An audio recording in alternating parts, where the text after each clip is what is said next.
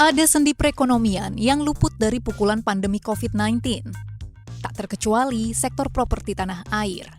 Mungkin Anda sering mendengar slogan, beli properti hari ini, besok harga naik.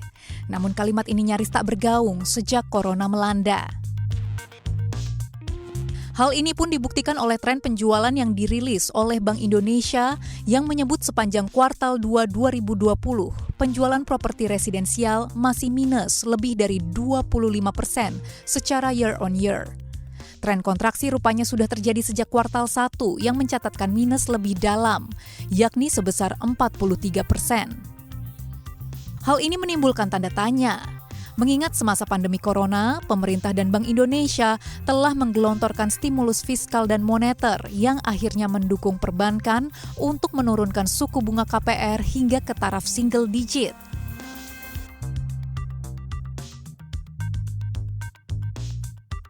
Namun rupanya bunga KPR rendah tidak serta-merta langsung dapat dinikmati oleh calon konsumen, lantaran sejumlah syarat tambahan yang diberlakukan perbankan untuk memperolehnya.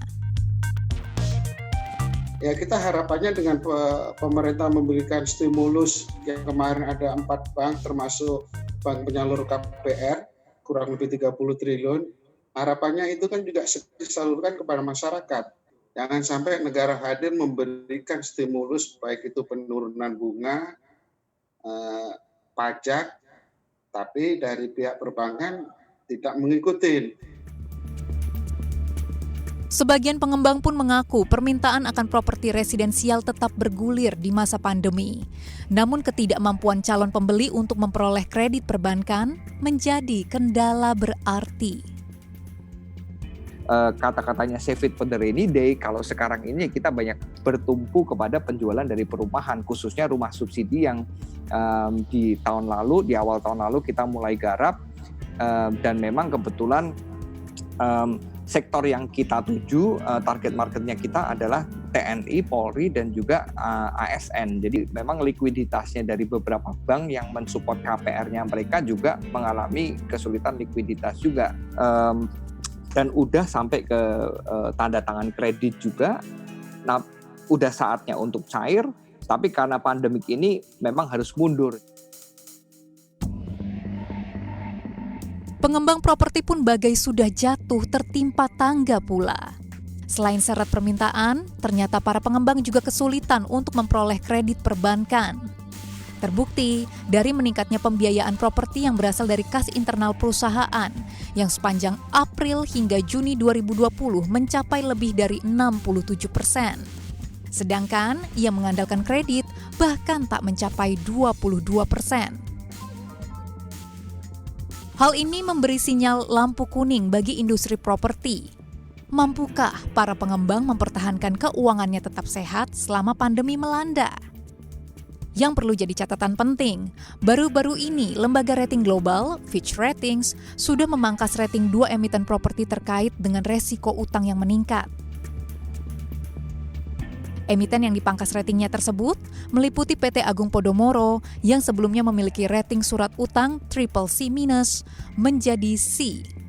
Pada saat yang sama, Fitch Ratings juga menempatkan obligasi senilai $300 juta Amerika Serikat milik Agung Podomoro yang akan jatuh tempo pada 2024 ke rating watch negatif. Selain itu, Fitch Ratings juga menurunkan peringkat utang Alam Sutera Realty ke CCC- dari rating sebelumnya, yakni B-. Fitch Ratings juga terpantau menurunkan peringkat surat utang yang diterbitkan 2 anak usaha Alam Sutera Realty, yakni Alam Sinergi Ptd Ltd, yang dijamin oleh perusahaan dengan peringkat yang sama.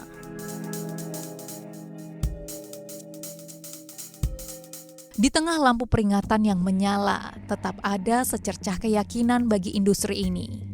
Apalagi jika melihat rekam jejak sektor properti yang tetap survive menghadapi krisis ekonomi yang melanda tanah air dalam 30 tahun terakhir. Itu berarti developer yang tidak pernah menghadapi krisis tahun 98. Krisis yang paling terparah di sektor properti itu tahun 98. Karena waktu itu NPL, non-performing loan atau kredit macet itu 75%. Hampir 80% pengembang terpuruk. dan bangkrut artinya tidak ada cash flow sama sekali, masuk di BPPN, Badan Penyihatan Perbankan Nasional. Kalau sekarang ada pengembang-pengembang yang mendeklar bankrupt atau tidak ada likuiditas, itu karena memang dia pengembangnya belum pengalaman. Ya mungkin ya baru pengembang 10 tahun terakhir dia. Pertanyaan pentingnya, jika memang sektor properti harus survive dengan realisasi stimulus yang tak maksimal, seberapa lama ia mampu bertahan? Tim Liputan CNBC Indonesia.